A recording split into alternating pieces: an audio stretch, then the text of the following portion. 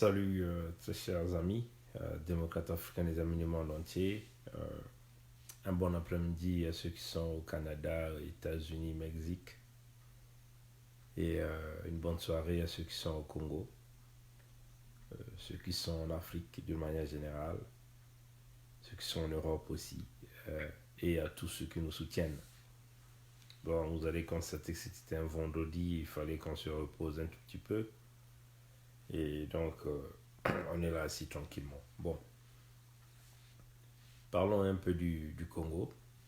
Nous avons tous entendu Galix Ganongo, qui est donc le ministre de Sassou, hein, le ministre de Sassou des Finances, qui a dit devant le Parlement nommé de Sassou que le Congo était en rouge, le Congo était dans un trou profond et il peut confirmer que le Congo vient de sortir d'un trou, donc le Congo n'est plus dans le rouge et que le Congo dirigé par le despote Sassou est maintenant dans l'orange.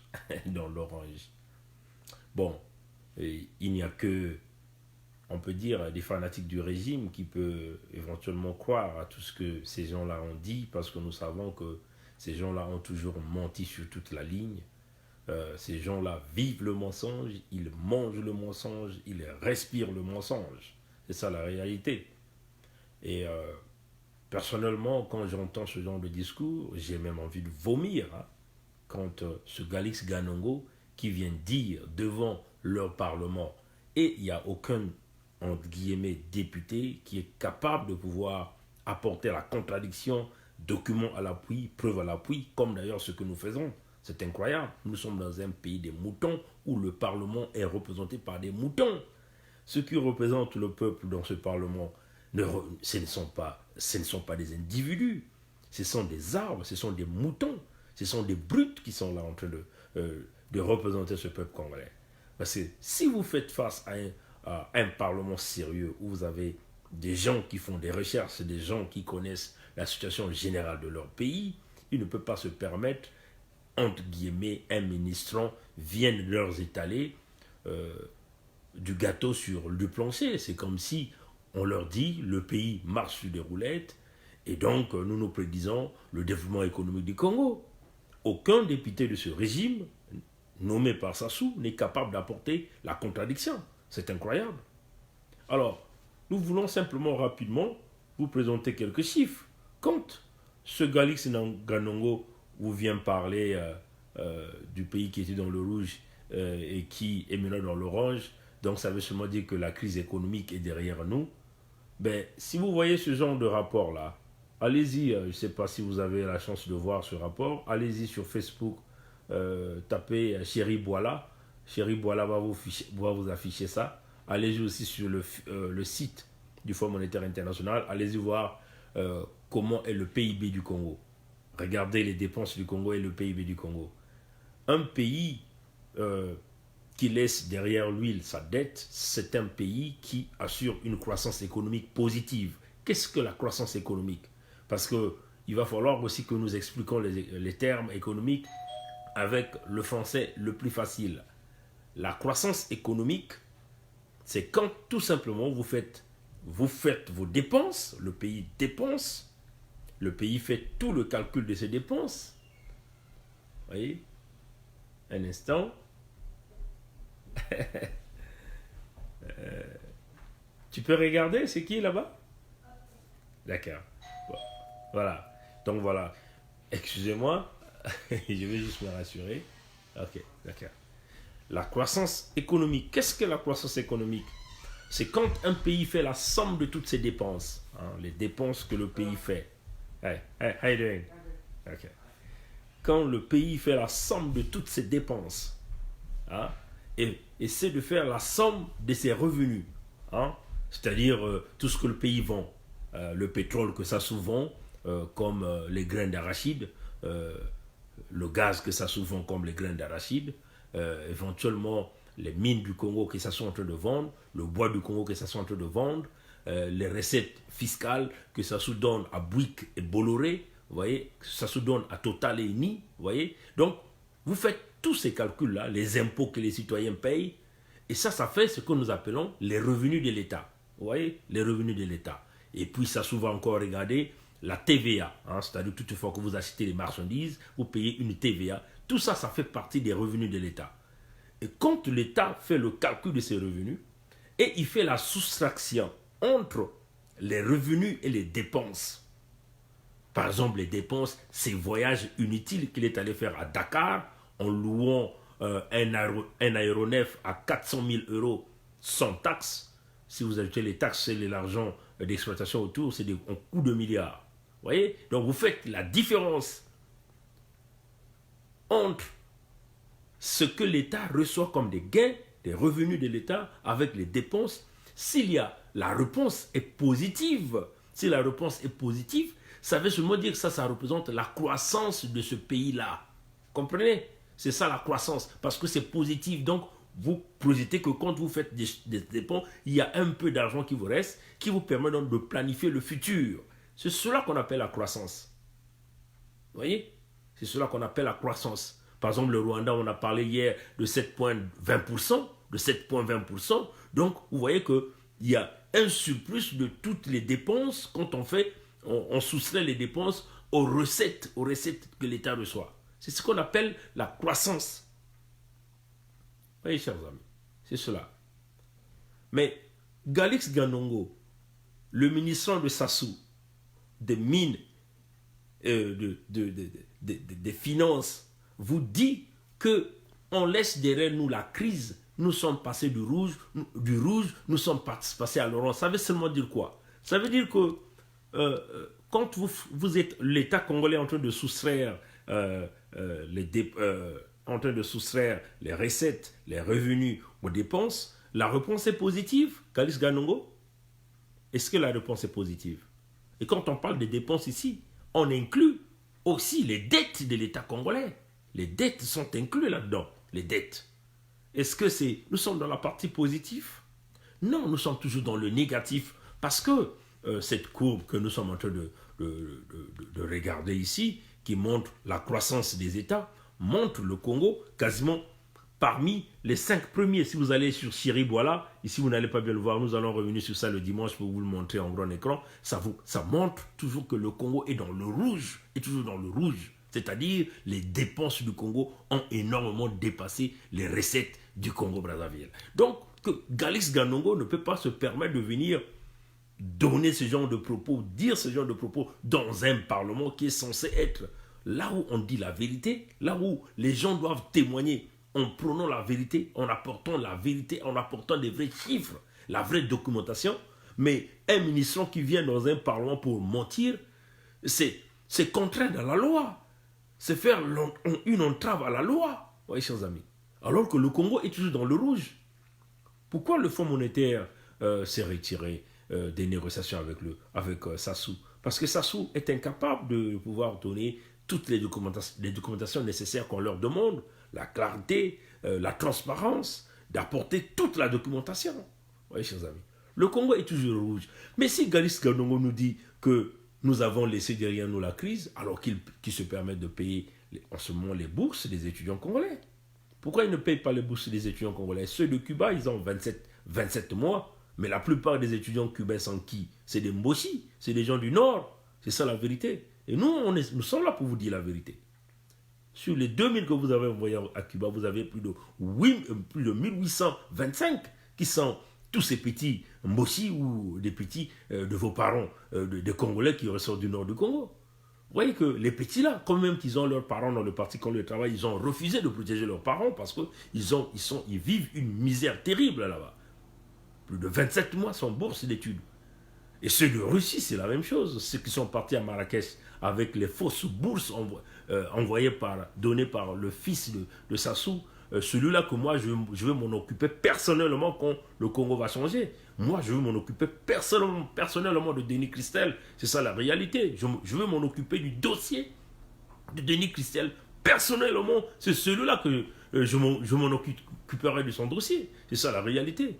Parce que ces gens-là doivent nous rembourser même les 1 franc qu'ils ont caché. Moi, je vais travailler sur le dossier de ce type jusqu'à récupérer les 1 franc CFA que ce type a pillé de ce Congo-Brazzaville. C'est ça la réalité. Alors, donc, quand Garis Ganongo vous vient avec ce genre de chiffres, alors, nous, on s'attendait qu'il devait y avoir des députés intelligents qui devaient se lever, qui devaient apporter la contradiction, puisque vous êtes dans un parlement, mais aucun député du régime Sassou était capable d'apporter la contradiction. Donc Galis Ganongo est parti, la tête haute, il a menti le parlement de Sassou, il a menti les sénateurs de Sassou, et donc le Congo est parti dans la zone positive, alors que le pays est toujours en rouge, alors que nous savons qu'il y a des traders, hein, nous allons revenir sur ça, il y a des groupes de traders qui commencent à poursuivre le Congo par défaut de paiement sur ses engagements de dette. Vous voyez, chers amis, les traders, il faut comprendre que les traders qui ont donné de l'argent, qui ont donné des avances de fonds à la Société nationale des pétroles du Congo, parmi ces traders, il y a Glencore, il y a Trafigura. En tout cas, l'article est là, nous allons vous le proposer en grand écran le dimanche pour parler de tout ça. Alors, donc, si le Congo avait laissé derrière lui sa dette, nous pensons que ces traders-là ne devaient pas se lancer sur le chemin judiciaire avec le Congo-Brazzaville. Donc, on arrête de vomir. Et ce qui est curieux, chers amis, dans ce même parlement des moutons, ce fils de Sassou est venu vénérer son père comme étant le grand défenseur de leur projet, le projet qu'ils ont appelé le Fonds bleu, éventuellement l'exploitation des minerais, des tourbières au niveau de la forêt du bassin du Congo. Bon, le fameux projet que le fils est venu vénérer, c'est l'entreprise.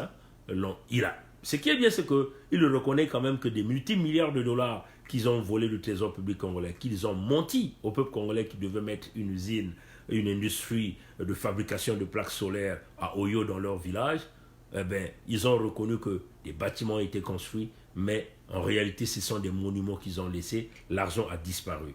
Mais qui gérait l'argent de la construction de cette usine-là? Ce n'est pas ce même Denis Christel, là.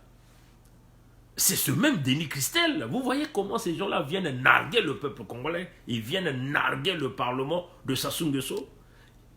Ils viennent vous narguer. C'est lui qui pilotait le projet de la construction de l'usine de fabrication, entre guillemets, des plaques solaires à Oyo, à leur village. Mais lui-même, il vient encore reconnaître que bon, l'usine n'a jamais été fonctionnelle parce qu'il manquait des subventions. Mais vous voyez, chers amis, une façon de vous traîner en bateau. Et de surcroît encore, ils vous disent quoi? Bon, il ne fallait pas que le Congo investisse dans tout ce qui sont des investissements sur la production d'énergie hydroélectrique parce que, soi-disant, ça avait des empreintes carbone, et donc les énergies vertes, c'était mieux donc avec leur projet des panneaux solaires. Oui, chers amis. Donc, c'est une façon de vous dire, chers amis, ces gens-là qui n'ont jamais fait des grandes études de qu'est-ce que c'est les énergies. Qu'est-ce que c'est les énergies? Qu'est-ce que c'est l'énergie verte? Qu'est-ce que c'est l'énergie fossile? Ils doivent forcément aller étudier. Parce qu'il faut dire à Denis Christel que vous ne pouvez pas classifier l'énergie hydroélectrique comme étant une énergie liée à la production des hydrocarbures. Il faut déjà lui dire ça. C'est une manque de connaissances, manque de conseillers. Vous voyez? C'est cela qu'il faut dire. Donc Denis Christel va penser que l'industrie qu'il veut vouloir aller encore prendre l'argent du Congo. Déjà les grandes parties d'argent que lui, on l'a donné pour construire cette usine-là, il n'a pas pu, il veut encore de l'argent. Il croit que les panneaux solaires produisent quelle quantité d'énergie pour pouvoir faire tourner des industries au Congo. Quelle est l'entreprise? Même un moulin de tournage ne peut pas fonctionner avec de l'énergie produite avec des panneaux solaires.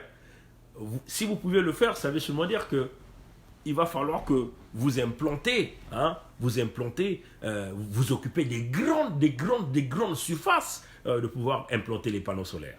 Il faut dire à Denis Christel que les panneaux solaires ont des conséquences, c'est-à-dire ce que nous appelons le footprint. Vous voulez avoir plus de grandes quantités d'énergie des panneaux solaires, vous devez occuper beaucoup de terrain. C'est cela. Et donc, ça va aussi impacter l'environnement dans lequel que vous allez vivre, l'environnement dans lequel que les populations vivent. Parce que si vous installez des centrales à panneaux solaires, comme vous le projetez, parce que vous ne comptez que sur des panneaux, mais vous devez comprendre que vous allez occuper beaucoup de terrain et ça va aussi avoir un impact négatif sur l'environnement. Hein, c'est ça. Il y a beaucoup plus de techniques qu'on peut utiliser. En utilisant l'énergie solaire, il y a beaucoup plus de techniques qui ne consomment pas assez ce que nous appelons de footprint, donc assez de surface. Assez de surface. C'est ça. Il faut leur dire que si vous ne connaissez pas des choses, ne venez pas dire des choses parce qu'il y a des Congolais qui sont informés sur ces domaines et qui vous apporteront des informations si vous le voulez. Vous voyez? Donc, on le dit, aussi, les panneaux solaires de Sassou ne seront pas capables de pouvoir faire fonctionner l'industrie comme Saris Congo ou comme, je ne sais pas s'il y a des industries au Congo. Totalement non. Il faut forcément qu'il y ait des centrales hydroélectriques, mais pas les centrales hydroélectriques comme eux, ils ont fait, pas de Imbulu, qu'ils ont construit sur du sable. Il faut que ce soit des véritables investissements et qui permettaient donc, par exemple, au Congo de pouvoir exporter l'énergie à l'extérieur. Par exemple, le projet de Inga, c'était un projet de Sunda, par exemple, c'était un projet qui devait produire assez de mégawatts permettant au Congo de faire de l'argent là-dessus. L'imbulu que vous allez construire, c'est quel est le gain que ça donne au Congo? Rien du tout. Vous voyez, de l'autre côté, en République démocratique du Congo, ils ont Inga. Nous prenons le courant de Inga, nous payons, donc c'est de l'argent. Nous aussi, nous avons eu la possibilité de pouvoir vendre de l'énergie, par exemple, au Cabinda ou en Angola, par le barrage de Sunda. Mais ça sont des investissements de la planification. Vous voyez que nous faisons face à un bourricot qui a la tête, qui n'a jamais pensé à développer, parce que pour lui, dans sa tête, c'est que Sunda se retrouve au sud du Congo, ce sont les sudistes qui vont profiter. C'est ça la réalité, parce que nous faisons face à un homme qui est tribal dans son sang, dans ses respirations, dans ses cheveux. Ils sont en train de nous parler des industries des panneaux solaires qui vont générer combien d'emplois au Congo? Combien d'emplois? Si ce n'est que des emplois dans la tribu Moshi que ça va générer. Vous voyez, chers amis. Donc, c'était quand même nécessaire que je revienne sur ça parce que moi, je me suis dit, je ne vais pas attendre dimanche parce que il fallait que je sorte déjà l'énergie que j'avais. Et le dimanche, nous allons encore revenir sur ça pour encore expliquer au peuple ce qui est en train de se passer. Voilà. Donc, chers amis démocrates africains, passez une bonne soirée. Que Dieu nous garde, que Dieu nous bénisse. Au revoir.